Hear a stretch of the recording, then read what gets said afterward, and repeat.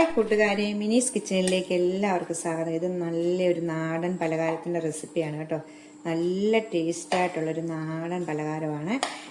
പെട്ടെന്ന് നമുക്ക് ഉണ്ടാക്കിയെടുക്കാൻ പറ്റുന്ന ഒരു നാടൻ പലഹാരം റെസിപ്പിയാണ്. വീഡിയോയിലേക്ക് പോകുന്നതിന് മുമ്പ് വീഡിയോ കണ്ട് ഇഷ്ടപ്പെടുവാണ് ലൈക്ക് ചെയ്ത്, ഷെയർ ചെയ്ത്, കമൻറ്റ് ചെയ്ത്, സബ്സ്ക്രൈബ് മറക്കല്ലേ. ഹൈപ്പ് എന്ന് പറയുന്ന ഓപ്ഷനൂടെ ഞെക്കണേ.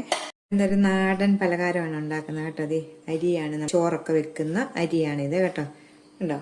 ഇത് ഞാൻ കഴുകി നല്ലോണം വെയിലത്ത് വെച്ചൊന്ന് ഉണക്കിയെടുത്തതാണ് കേട്ടോ. നല്ലോണം കഴുകിയിട്ട് വേണം നമ്മളിത് എടുക്കാനായിട്ട്. നല്ലൊരു റെസിപ്പിയാണിത് കേട്ടോ.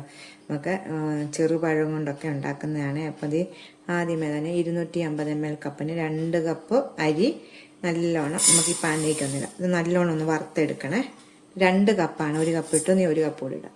2 കപ്പ് അരി ഇട്ടിട്ടുണ്ട്. ഇത് നമ്മളെ തീ കൂട്ടി ഫുൾ തീയെ വെച്ചും ചെറിയ തീയെ വെച്ചും നമ്മൾ നല്ലോണം ഒന്ന് വറുത്തെടുക്കണം. ഫുൾ തീയെ വെച്ചാൽ പെട്ടെന്ന് കരിഞ്ഞു പോകും. ഇത് നമ്മൾ സാധാരണ എല്ലാവർക്കും അറിയാമല്ലോ, നമ്മൾ അരിയൊക്കെ വറുത്ത് പൊടിക്കത്തില്ല എന്ന് പറഞ്ഞുകൊണ്ട് തന്നെ നല്ലോണം വറുത്ത് കിട്ടണം. ഇത് ചിലരൊക്കെ അരി വറുത്ത് പൊടിച്ച് നമ്മൾ കാപ്പിയുടെ കൂടെ ഒക്കെ കുടിക്കില്ല. അപ്പം അതുപോലെ നമുക്ക് വറുത്തെടുക്കണം നല്ലോണം.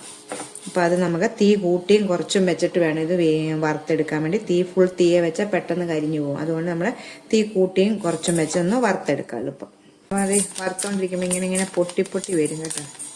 ഇതിപ്പോൾ ഒരു 1/4 ഭാഗമായിട്ടുണ്ട്. ഇനി കുറച്ചുകൂടെ ഉണ്ട്. ഞാൻ തീ കൂട്ടിയും കുറച്ചും ഇട്ടിട്ടാണ് വറുത്തെടുക്കുന്നത് കേട്ടോ. ഇപ്പം നല്ലോണം നമുക്കൊന്ന് വറുത്തെടുക്കാം. ഇത് റെഡി ആയിട്ടുണ്ട് കേട്ടോ. വറുത്തെടുത്തിട്ടുണ്ട്. ഇതിൻ്റെ നല്ലോണം ഇങ്ങനെ പൊങ്ങി പൊട്ടി വരും. റെഡി ആയിട്ടുണ്ട്. ഞാൻ ഇനി തീ ഓഫ് ചെയ്യുവാണ്. ഈ പാൻ തന്നെ വെക്കല്ല, വേറൊരു ചൂടാറാൻ വേണ്ടി വേറൊരു പാത്രത്തിലേക്ക് വെക്കണം.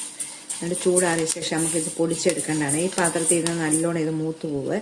അപ്പോൾ നമുക്ക് ഇതിൻ്റെ വേറൊരു പാത്രത്തിലേക്ക് പോകും. ഇത് കണ്ടു കാണുമ്പോൾ നിങ്ങൾക്കറിയാമല്ലോ ഈ പരുവത്തിൽ. തീ ഓഫ് ചെയ്യാവേ. ഞാൻ 200 ഗ്രാം ശർക്കര എടുത്തിട്ടുണ്ട് കേട്ടോ. അതുപോലെ പൊട്ടിച്ചിട്ടേക്കുവാണ്. 200 ഗ്രാം ശർക്കരയാണ്. അതിലേക്ക് 1/2 കപ്പ് വെള്ളം ഒഴിച്ച് നമുക്കൊന്ന് പാനിയാക്കാം. തിളച്ച് ഇതെല്ലാം ഒന്ന് അലിഞ്ഞാൽ മതി കേട്ടോ. ശർക്കര പാനിയാകുമ്പോഴത്തെ സമയം കൊണ്ട് നമുക്ക് ഇച്ചിരി കശുവണ്ടി മുന്തിരിങ്ങായി ഒന്ന് വറുത്തെടുക്കണം, ഫ്രൈ ചെയ്തെടുക്കണേ. അപ്പം അതിനായിട്ട് ഞാൻ പാൻ വെച്ചിട്ടുണ്ട്. ആ പാൻ തന്നെയാണ് അരി ചൂടാറാൻ വേണ്ടി വെച്ചേക്കുവാണ്. 2 ടേബിൾ സ്പൂണ് നെയ്യാണ് ഒഴിക്കുന്നത്. ചൂടാകുമ്പോഴത്തേക്ക് ഇത് കുറച്ച് ഒക്കെ ഇച്ചിരി അവനവൻ്റെ ഇത് അനുസരിച്ച് ഇട്ടാൽ മതി കേട്ടോ. ഉണ്ടെങ്കിൽ മതി, അല്ല കപ്പലണ്ടി ആയാലും മതി. ഇതൊന്ന് ഫ്രൈ ചെയ്തെടുക്കാവേ. നമുക്കിതിലേക്ക് ഇച്ചിരി മുന്തിരിങ്ങ ഇടാവേ.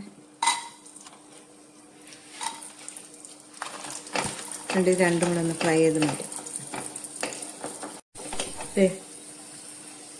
തീ ഓഫ് ചെയ്തിട്ട് നമുക്ക് നെയ്യോടുകൂടി തന്നെ ഇത് മാറ്റി വെക്കണം. ഇതുപോലെ നമുക്കിത് ഇതുപോലെ ചെറിയ പഴമാണ് വേണ്ടത് കേട്ടോ. ഇതിപ്പം ഞാലിപ്പൂവൻ പഴമാണ്, ചെറിയ പഴം. റോബസ്റ്റ് ആണെങ്കിലും കുഴപ്പമില്ല, പക്ഷേ ഏത്തപ്പഴം കൊള്ളത്തില്ല കേട്ടോ.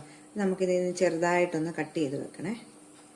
ഇതിപ്പോൾ നമുക്കൊന്ന് തൊലി കളഞ്ഞിട്ട് ചെറുതായി ഇതുപോലെ ഉണ്ടോ, ചെറുതായിട്ട് ഇതേ വലിപ്പത്തിൽ ചെറുതായിട്ടൊന്ന് കട്ട് ചെയ്ത് വെക്കാം.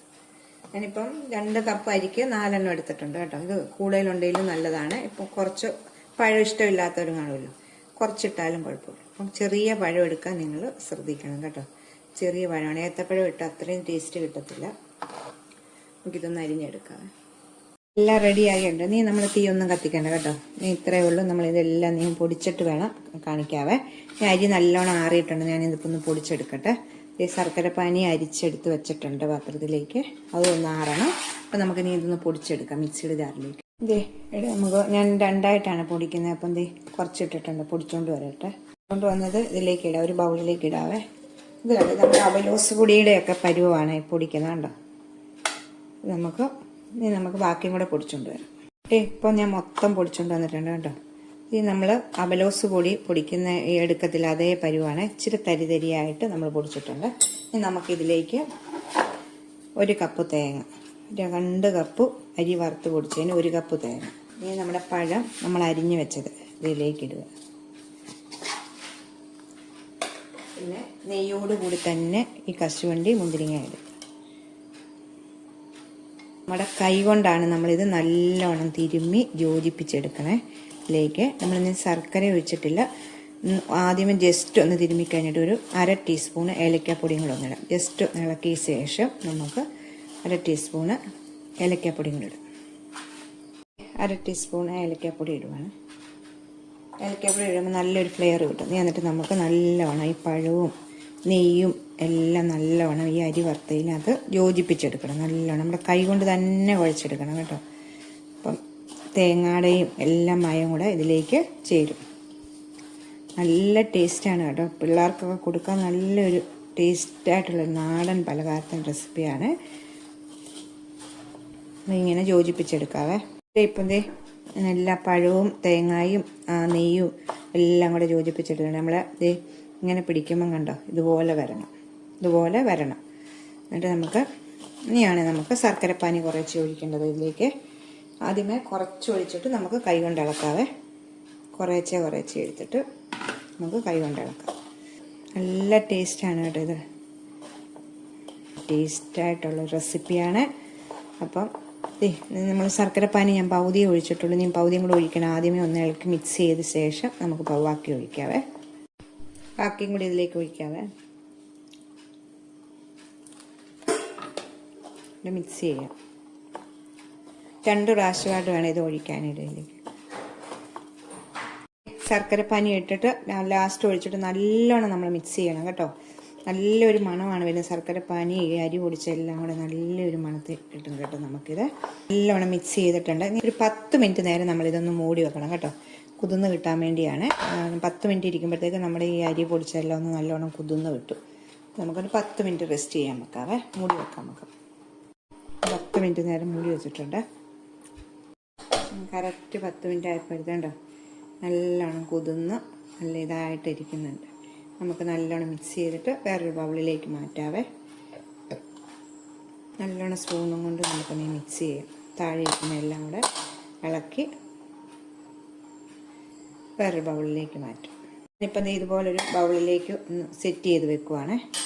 ഇതുപോലെ 2 എണ്ണത്തിനകത്ത് വെക്കാം. ഇതുപോലെ ഒറ്റ വലിപ്പമുള്ളതാണെങ്കിൽ ഞാനിപ്പം 2 എണ്ണത്തിനകത്ത് അങ്ങ് വെച്ചെന്നേ ഉള്ളൂ കേട്ടോ. ഇത് ഞാൻ കണ്ടോ നല്ല ടേസ്റ്റായിട്ടുള്ളൊരു നാടൻ പലഹാര റെസിപ്പിയാണ്. അപ്പം ഇതൊന്ന് കമത്തി പ്ലേറ്റിലേക്ക് ഇടാവേ. ഇതിലേക്കൊന്ന് കമത്തി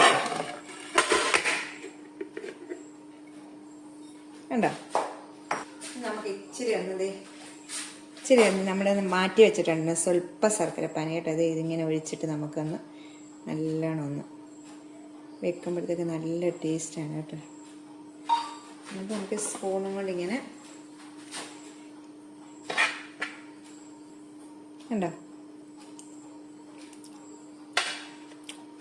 സൂപ്പർ ടേസ്റ്റാണ് കേട്ടോ.